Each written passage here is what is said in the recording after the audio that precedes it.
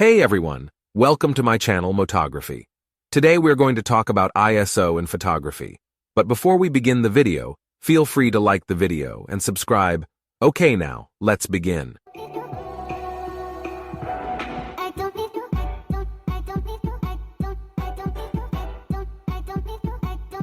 So, what exactly is ISO? In simple terms, ISO is the measure of your camera sensor's sensitivity to light. The higher the ISO, the more sensitive your camera is to light. This means that you can shoot in low light conditions without having to use a slow shutter speed or wide aperture. But why do we need to adjust ISO?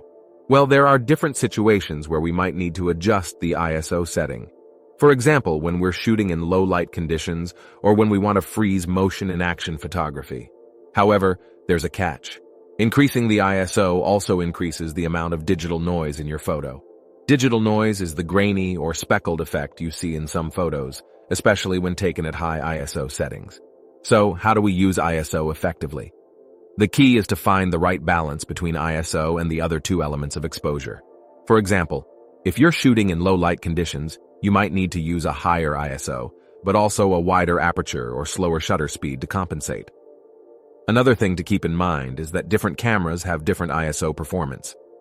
Some cameras can handle high ISO settings with minimal noise, while others might produce a lot of noise even at lower ISO settings. So always experiment with different ISO settings and see what works best for your camera and the situation you're shooting in. If you learned a lot about ISO, comment which timestamp you've understood the video. If you'd like to see more, check out my channel. Have a great day.